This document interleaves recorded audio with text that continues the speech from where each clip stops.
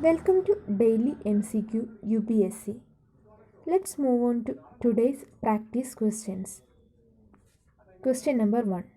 In the context of economy, leverage ratio refers to the ratio of banks' Tier 1 capital to its total assets, proportion of highly liquid assets held by bank to meet their short-term obligations, ratio of a capital to risk-weighted assets, percentage of bank's total deposit required to be kept with the RBI in the form of cash. From the statements, choose the correct statement of the leverage ratio. The correct answer to this question is option A. That is, 1 is the correct explanation of what is leverage ratio. The Basel Committee on Banking Supervision introduced a leverage ratio in the 2010 Basel III package of reforms. It is one among the three ratios in the Basel III norms for to measure a bank's financial condition. The leverage ratio as defined under the Basel III norms is Tier 1 capital as a percentage of bank's exposure. The leverage ratio measures a bank's core capital to its total assets. Tier 1 assets are one that can be easily liquidated if the bank need capital in the event of financial crisis. So it is basically a ratio to measure a bank's financial health. So that here the correct explanation of leverage ratio is given by the option A, that is ratio of a bank's Tier 1 capital to its total asset. So it is the correct answer. Moving on to the next question. Question number 2. Consider the following statements with reference to the art and architecture during the Mauryan period. Wood or timber was the predominant material used for construction. Northern black polished ware pottery making is associated with this period. Choose the correct statements among the given two statements. Answer to this is option C. That is, both 1 and 2 statements are correct. Mauryan period is considered to be an important time for the development of art and architecture in India. Megasthenes in his writings expressed that in the period of Mauryans, wood or timber was a predominant material for construction. Also, northern black polished ware pottery, punch-marked coins, and also introduction of burned bricks were also prevalent at that time. So here, both the statements related to the Mauryan period are correct. So option C is the correct answer. Moving on to the third question. Which of the following are the sources of parliamentary privileges? Constitution of India, rules of both the houses, parliamentary conditions.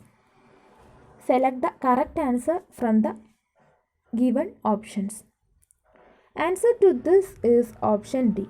That is, given three are the sources of parliamentary privileges. Parliamentary privileges are special rights, immunities, and exemptions enjoyed by the two houses of parliament, their committees, and their members. Constitution under Article 105 explicitly mentions only two privileges, that is, freedom of speech in parliament, also right of publication of its proceedings.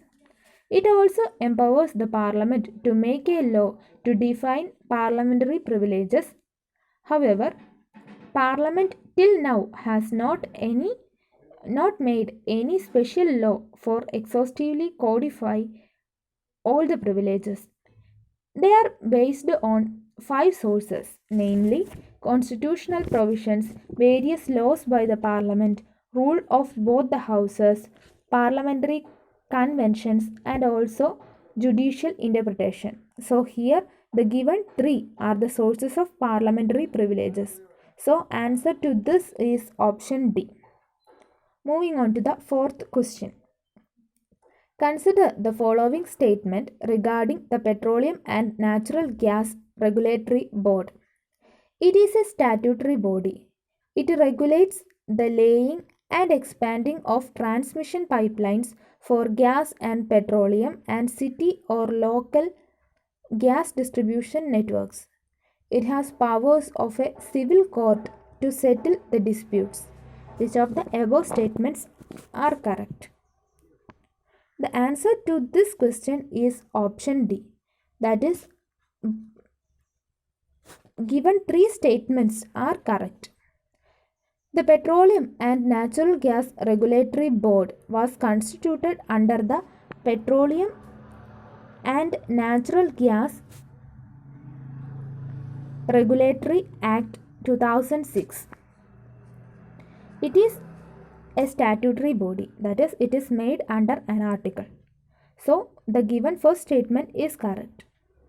It regulates the laying and expanding of transmission pipelines for gas and petroleum and city or local gas distribution networks. It has powers of a civil court to settle the disputes arising on issues relating to refining, processing, storage, transportation, distribution, marketing, and sale of petroleum products and natural gas. So here the correct answer to this is option D. Moving on to the fifth question. Consider the following statements with respect to the language in state legislature. The presiding officer can permit a member to address the House in his mother tongue. The Parliament is authorized to decide whether to continue or discontinue English as a floor language in the state legislature. Which of the given statements are correct? Answer to this is option A. That is, first statement is correct and second is incorrect. The Constitution under Article 210 has declared the official language of a state or Hindi or English to be the language for transacting business in the state legislature. However, the presiding officer can permit a member to address the House in his mother tongue. So, the statement 1 is correct. The state legislature is authorized to decide whether to continue or discontinue English as a floor language after the completion of 15 years from the commencement of Constitution. In the case of Himachal Pradesh, Manipur, Meghalaya, Tripura, this time limit is 25 years, and that of Arunachal Pradesh, Goa, Mizoram, it is 40 years. So, the statement 2 is incorrect. So, answer to this question is option A. With this, today's session is over. If you like our video, please subscribe our channel. Also like, comment and share our videos. Click on the bell icon to get further updates. Thank you.